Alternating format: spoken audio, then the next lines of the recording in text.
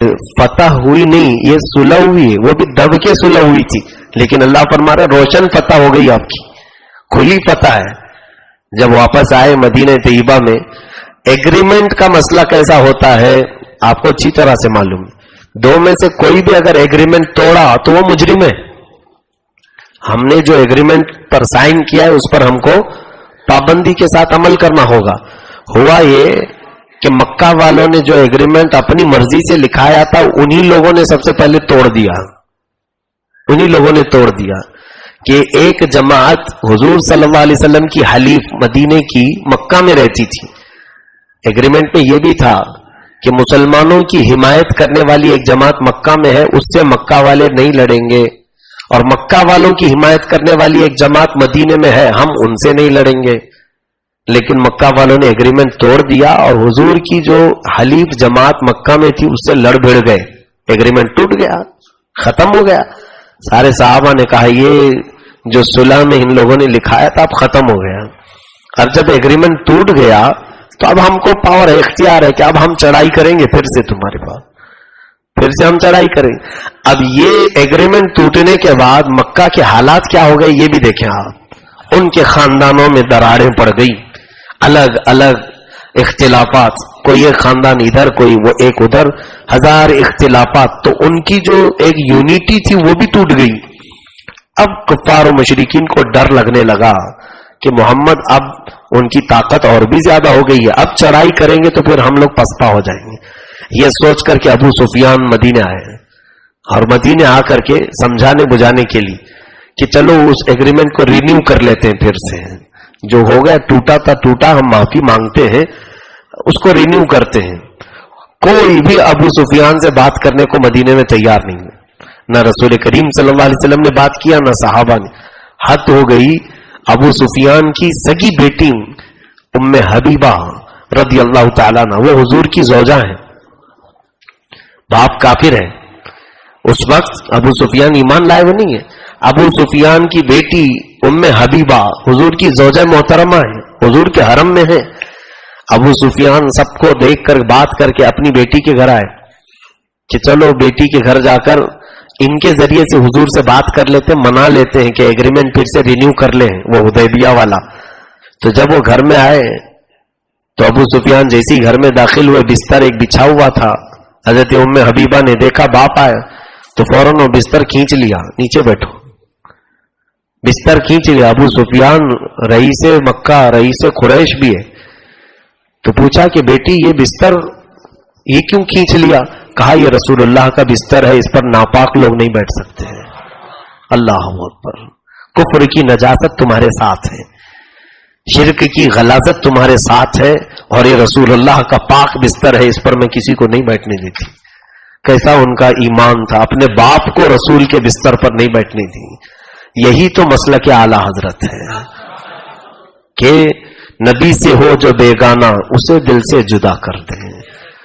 جو رسول کریم صلی اللہ علیہ وسلم کا نہیں ہے اس سے ہمارا کوئی رشتہ نہیں۔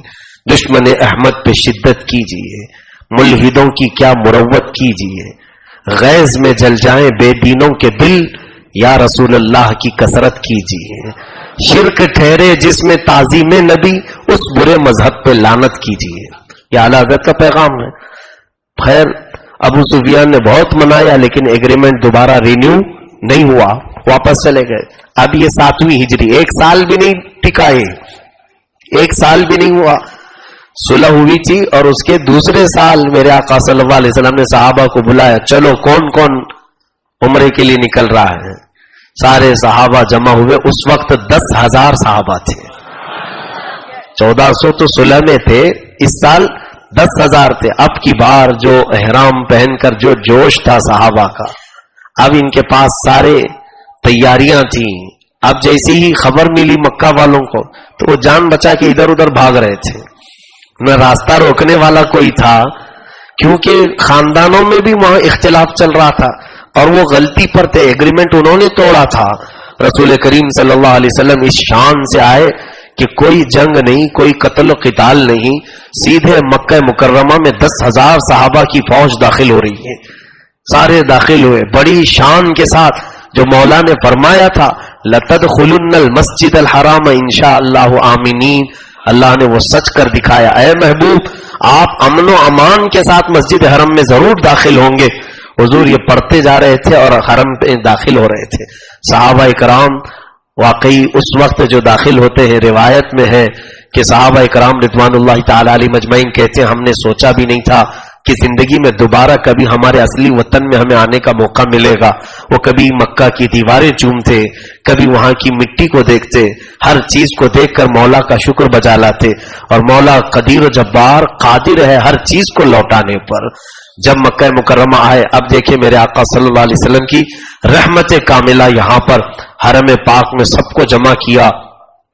10,000 صحابہ کا جو ایک جھنڈ، ایک لشکر جب جمع ہو، ہیبت تو سب کے اوپر ہوگی. تو کفار ادھر ادھر بھاگ رہے تھے. جو پکڑے گئے ان کو لے کر کیا ہے کہ جو ملے ہاتھ میں ان کو تو پکڑ کر کے لایا گیا کہ ان کا جرم ہے. یہ پہلے تلوار اٹھائے ہوئے ہیں، بدر میں بھی آئے تھے، یہ احد میں بھی آئے تھے، یہ خندق میں بھی آئے تھے، ان کو پکڑ کے لاؤ. اس میں کئی لوگ بھاگ رہے تھے. اب حضور اکرم صلی اللہ علیہ وسلم نے امن کا پیغام کیسے بھیجا؟ کہا مکہ والوں میں یہ اعلان کر دو جو میرے دادا عبد المطلب کے گھر میں جائے گا اس کے امن ہے، اس کے لیے امان ہے.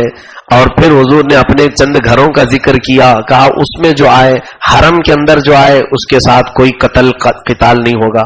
پھر اس کے بعد یہاں تک فرمایا جو دشمنی میں ہر جنگ میں آگے آگے، ابو سفیان، بدر میں بھی ابو سفیان کی وجہ سے جنگ ہوئی تھی، احد میں بھی، خندق میں بھی. حضور نے یہ اعلان کیا کہ جو ابو سفیان کے گھر میں جائے گا اسے بھی امن ہے. لوگوں نے جب یہ خبر پہنچائی ابو سفیان کو تو چونک ہے کہ میرے گھر میں پکڑا تو مجھے جانا چاہیے، لیکن کوئی اگر میرے گھر میں آئے اس کو بھی پناہ دی جا رہی ہے. دوڑتے ہوئے حرم پاک میں آئے اور کلمہ طیبہ پڑھا، اسلام میں داخل ہو گئے. کہا یہ اسلام حق ہے. تو کئی لوگ فتح مکہ کے دن اسلام لائے تھے، ایک دو نہیں، ہزاروں کی تعداد میں بہت لوگ ایمان لائے. حضور اکرم صلی اللہ علیہ وسلم نے اس دن جو اعلان فرمایا تو سارے مکہ کے جو قیدی پکڑے ہوئے تھے، جو دشمن تھے، جو نہیں ایمان لائے تھے، ان کے بارے میں صحابہ جوش میں تھے. صحابہ وہاں جوش میں تھے کہ ان کو آج ماریں گے، ان کو کہ یہ ہر بار مقابل میں آتے تھے. تو صحابہ یہ کہہ رہے تھے الیوم یوم الزحمہ، آج کا دن بدلے کا دن ہے، آج کا دن بدلے کا دن ہے. حضور اکرم صلی اللہ علیہ وسلم نے ان قیدیوں سے پوچھا جو مکہ میں پکڑ کے لائے گئے تھے، تمہارا میرے بارے میں کیا خیال ہے؟ تو ان لوگوں نے، مکہ والوں نے کہا انت کریم ابن کریم و اخ کریم، کہ تم کریم ہو، کریم کے بیٹے ہو اور کریم کے بھائی ہو. یعنی تمہارے اندر صرف شرافت ہی ہم نے دیکھا ہے، تم سے ظلم کی کوئی توقع بھی نہیں کی جا سکتی. حضور اکرم صلی اللہ علیہ وسلم نے ایک جملے میں صحابہ کو وہ جو نعرہ تھا الیوم یوم الزحمہ، آج کا دن بدلے کا ہے، کہا اذهبوا انتم الطلقاء الیوم یوم الرحمہ. کہا جاؤ تم سب کے سب آزاد ہو، آج کا دن تو رحمت کا دن ہے. جس دن مکہ فتح ہوا، یہ فتح مکہ ہے، یہی فتح مکہ ہے. اب اسی کی اللہ نے بشارت دی تھی سورہ فتح میں، انا فتحنا لک فتح مبین، اے محبوب ہم نے آپ کو روشن فتح عطا کی. اب وہ کون سی فتح ہے؟ فتح مکہ ہے. کب آیت آئی ہے؟ صلح حدیبیہ کے موقع پر، پہلے ہی. تو یہ رسول کریم صلی اللہ علیہ وسلم نے یہاں پر سارے لوگوں کو امن دیا اور اسلام میں بہت سارے آئے. اب خانہ کعبہ کو پاک کرنے کی بات آئی، وہاں بھی ایک بڑا مسئلہ آیا تھا. ایک قریش خاندان کی، حضور صلی اللہ علیہ وسلم کے خاندان کے تھے عثمان بن شیبہ، جن کے پاس خانہ کعبہ کی چابی ہوتی تھی. خانہ کعبہ کی چابی انہی کے خاندان میں رہتی تھی، عثمان بن شیبہ. حضور جب مکہ میں تھے، ابھی ہجرت نہیں کیے تھے، ایک دن خانہ کعبہ آئے اور کہا عثمان بن شیبہ، یہ حضرت عثمان غنی نہیں ہے، یہ دوسرے عثمان ہے، عثمان بن شیبہ. کہا کہ اے عثمان چابی دو، میں اندر جانا چاہتا ہوں خانہ کعبہ میں. انہوں نے کہا ہاں کسی کو بھی ایسی چابی دے دیں گے تم کو اندر جانے کے لیے، تم ہمارے خداؤں کو نہیں مانتے، تمہیں کیسے ہم اندر جانے دیں گے؟ نہیں دوں گا چابی، سختی سے منع کر دیا. دیتے تھے دوسروں کو، حضور کو نہیں دیا. حضور اکرم صلی اللہ علیہ وسلم نے مسکرا کر کے کہا کہ اے عثمان ایک دن یہ چابی میرے پاس آئے گی اور پھر میں جسے دوں گا اس سے پھر قیامت تک کوئی نہیں چھینے گا. حضور نے فرمایا تو عثمان بن شیبہ کہتے ہیں ان کی بات میں جو ہے ایک بڑا دم بھی تھا, جلال تھا, لیکن یہ اس حال میں کہہ رہے تھے حضور جب مکہ میں ان کو صحابہ کو تو بہت مارا جا رہا تھا, اس سوچا بھی نہیں جا سکتا کہ خانہ کعبہ کی چابی ان لوگوں کے ہاتھ میں آ سکتی ہے, جو سب سے کمزور قوم سمجھی جاتی تھی مسلمان اس وقت مکہ میں. عثمان بن شیبہ نے کہا یہ ایسی بول رہے ہوں گے, لیکن کہتے ہیں کہ دل میں ڈر بھی لگ رہا تھا, کیا یہ صحیح تو نہیں کہہ رہے ہیں. تو ہو بھی گیا ویسی ہی. فتح مکہ کے دن حضور صلی اللہ علیہ وسلم نے جب سارے صحابہ کو جمع کیا, عثمان بن شیبہ کو بھی پکڑ کے لایا گیا تھا, ایمان لائے نہیں تھے وہ. عثمان بن شیبہ کو بلایا گیا, لاؤ چابی. چابی دینے کے علاوہ کیا کوئی راستہ ہی نہیں ہے, دے دیا سیدھے لے جا کر کے.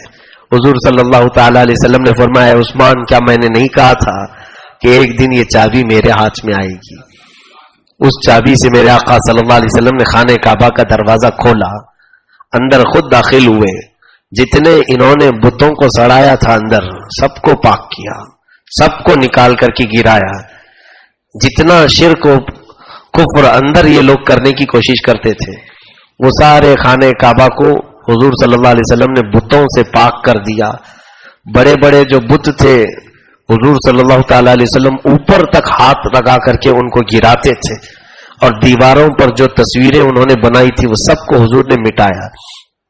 ابھی کچھ پاگل لوگ یہ کہہ رہے ہیں یہاں کے کہ پہلے وہاں پر ہمارے بت بیٹھے ہوئے تھے جہاں تم کعبے میں ہو, تو ان کا ایسا ارادہ ہے کہ ہم جو ہے پھر سے گھر واپسی کریں خانے کا وقت.